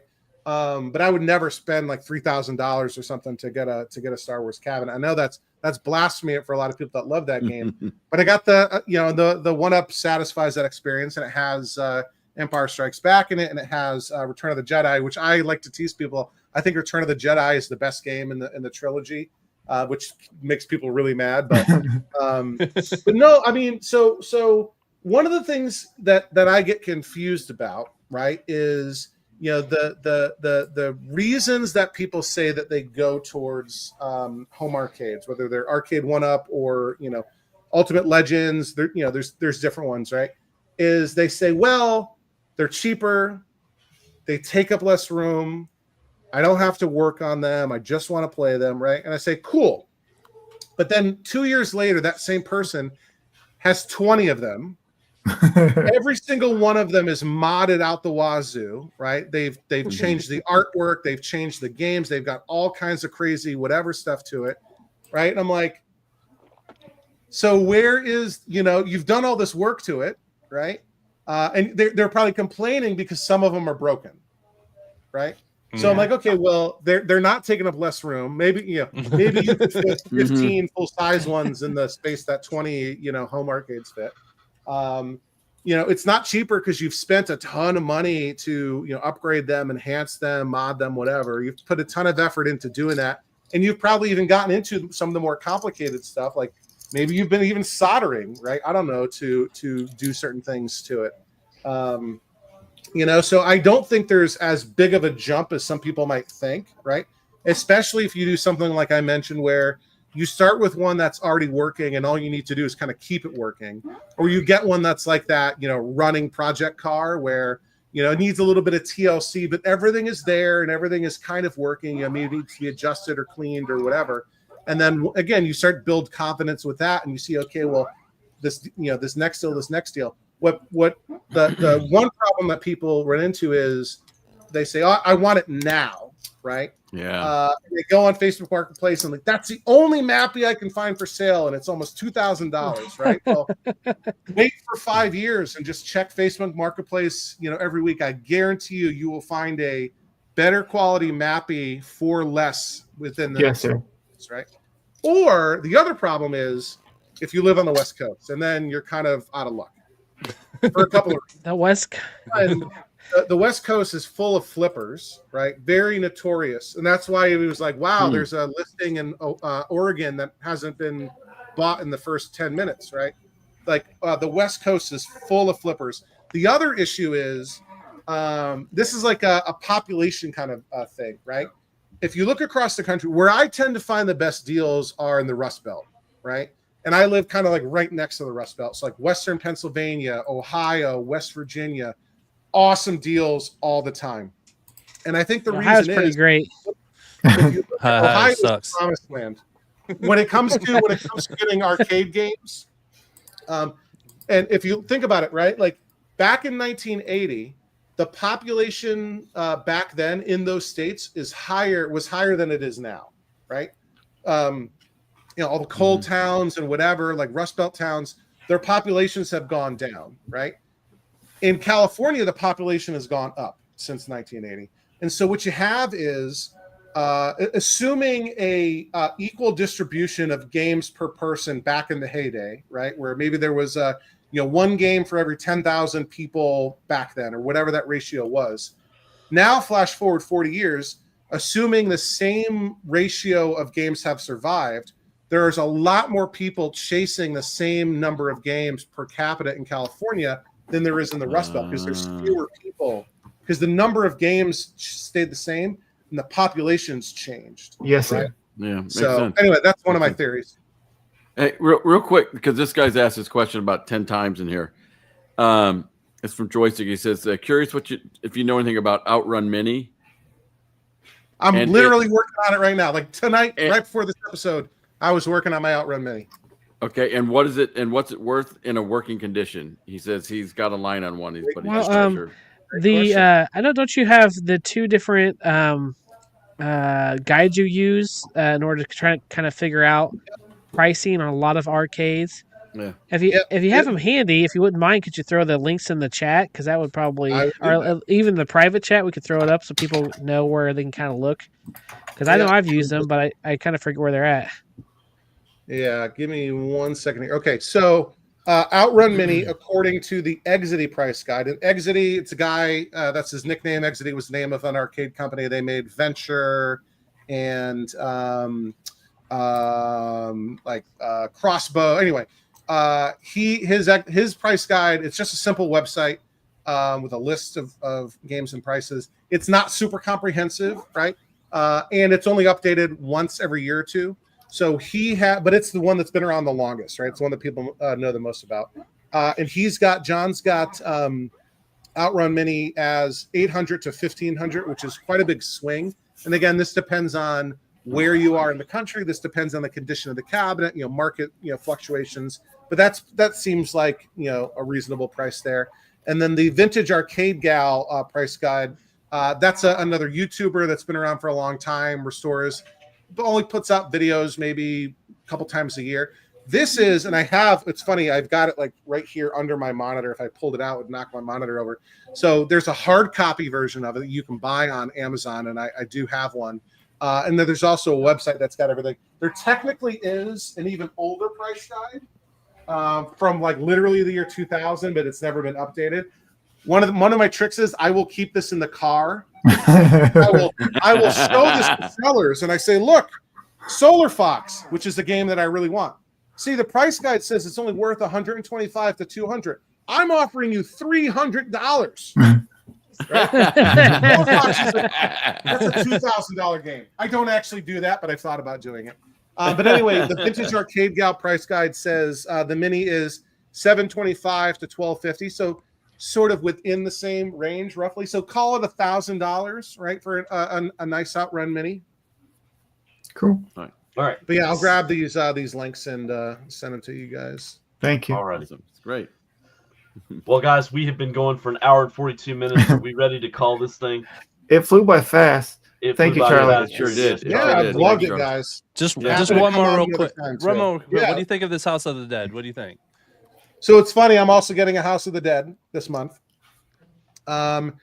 So I'm immediately trading it. Right, like it's not even coming to my house. I'm picking it up. I'm trading my Sly Spy for it, and actually, it's a weird deal. I'm getting the House of the Dead, and before I go home, I'm dropping it off at an arcade in Springfield, Virginia, and I'm getting a Neo Geo for it. But technically, I will own a House of the Dead for like 2 hours. I actually don't mind it. I like the game. I'm not a huge light gun fan. I've got the light gun. I've got Duck Hunt and Wild Gunman. I might have Hogan's Alley. There's also like versus Gumshoes, ridiculous, right? Anyway, the issue with House of the Dead, beyond the sort of normal stuff, right, like calibrating the guns, blah blah blah, is go to the other image. Look at how much room that thing takes up. It's massive. Yeah, Yeah. it's like a car. Massive, Yep. right? So a lot of people prefer to have like House of the Dead 1 and a House of the Dead 2 cabinet, because that's a normal sort of, it's still a big cabinet, but it doesn't have the like motorcycle, whatever fuselage coming out. Right. Yeah, that takes up a ton of space. That's hard to fit in the house. That version of that game. Yeah. Yeah. The only reason why I keep ones with CRTs is the light gun game. So For the light that's what it guns, is. yeah. Yeah. I'm actually. Let me tell you, home here's something version I'm of it on willing- a PS2 with the CRTs work great, and it's actually I'm cheapest willing way to do bet. it. I'm willing to bet each and every one of you a steak dinner that my rebuilt, repaired CRT monitors will outlive your LCDs, and I will win a steak dinner from every single one of you guys, guaranteed. Challenge CRTs accepted. Are built. They are built like a rock. Once they're fixed, Yes, sir. So Well, what is think the? about it. They're thinking these games are 45 years old and they're still working. running in them. True. Yeah. Faithfully stated. Not to keep you forever, but what on a CRT, when I go into, there's a place I go to that have a lot of pinball and have a arcade section, and almost all their monitors has got like this red tint to it or something. How hard is it to fix those? easy. That common so- issue, or is like so faded or something like that? Yeah. It's just- Could be a couple different things. It could be that the caps are wearing out and it just needs a cap kit, right? Which is like $20 in an hour of work, right? It could be, but even with that, like you can usually, because you have individual color controls, you can adjust the red really easily. It could be that it was never set up properly in the beginning, right? It might have been like that to begin with. But to me, I would walk into a place like that and just start getting really judgy. Like, oh, the technician here is not doing a good job taking care of these games, right? They are not maintaining them. They don't care about the quality of their work. Yes, sir. Well, yeah, he's more of the pinball guy, but he just added those. So I mean, I'm getting into pinball too, but it's you Open hate up to your see- wallet. You hate Now to you see. can- no, now you I'm, can no, I'm slap just getting some, playing. I'm not buying them. No. Okay. You could slap some knowledge on him, Django, and then, hey, listen, you need to probably Yeah, that's replace what I those kind of cap want to kits. help You got to him get a out. cap I kit, can't- you know? because he's like more knowledgeable on the pinball, but I'm trying to connect people with people who can fix this stuff too. You know, I'm like, hey, if I know a guy who can fix this for you, would you do it? You know, and make these games like playable. Well, and another thing too is, it could be that the tubes need to be rejuvenated. There is a type of tool called a rejuvenator that you disconnect the sort of chassis of the monitor and you hook this up directly to the tube, and it will test it. It will tell you like the red, green, and blue electron guns. It'll tell you their health and whatever. There could be like a short in there, and there's things it can do to remove shorts. And you can also like rejuvenate the tubes. And essentially the way it works, it's like a self-cleaning oven, right? because these are vacuum tubes, you can't get to the inside of them. What it does is it safely sends an over voltage to the individual gun and is trying to burn off any oxidation or whatever that's on the gun. So it's almost like a self-cleaning oven, the way that works. But yeah, that's like a $250 to $300 tool to rejuvenate monitors. So one of the recommended thing is for, like, let's say there's a group of collectors in an area, maybe one of them owns one, and then they just trade it around. You know, it's like a tool that everyone borrows. Real quick though, Jerry, how do you pronounce his last name? Gave us a $20 voluptuous. Voluptuous. And boy, is he. Yeah. Thank you, sir. $20 super chat. Says, great show, guys. Try to own at least one coin op in your home arcade. So there you go. He's got a goal for us, guys. Just one at least. And I might always get that remember, centipede for $250. when you go to his pizza place, say Arcades Anonymous, and you get a free pie. He said. He said Nice. pizza. He didn't say pie. Jerry has pizza slice. he often has Overtime Arcade playing on the TV back in the kitchen area. Oh, but he'll have awesome. like sports or something on the big LCD out in the dining room. All righty. For us nerds. And then we also had Brian Ziegler. He gave a $10 super chat. It says, Matt, the mustache is perfect. Keep rocking it.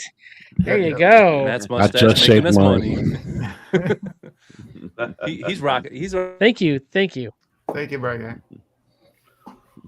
Well, we have been talking for an hour and 45 minutes. Mostly you guys. I've just been sitting here just trying to feed the chat. So I appreciate everybody hanging out with us. Charlie, thank you again for hanging out with us for this hour and a half, man. If you want to, Always a pleasure. Open hang door out with us a policy, little man. bit out, Yeah. we'll appreciate it. be in backstage. But thank you so much. Oh, Rascal, dude. Good luck, man. Everybody's Good luck, heading everybody. to their Switch 2, trying to get their Switch 2. So let's give luck. them an opportunity. Yep. Good luck to you, Scott. Good luck to you, Jason. Yep. And Brooklyn Menace is already outside of Best Buy. He's posted a short already of the line out there. And also be safe when you're getting these things too, because people be crazy. There's been stuff where things have happened these launches, so just be safe. Be safe. Absolute. Well, thank y'all again for hanging out with us. Hit that like, hit that sub. If you're watching the replay, please, we are heading towards 1,000, and it's all because of you guys. So we appreciate all that you guys do. Thank you again, and we will see y'all next week. Peace. Thanks, guys. Bye. Thank you.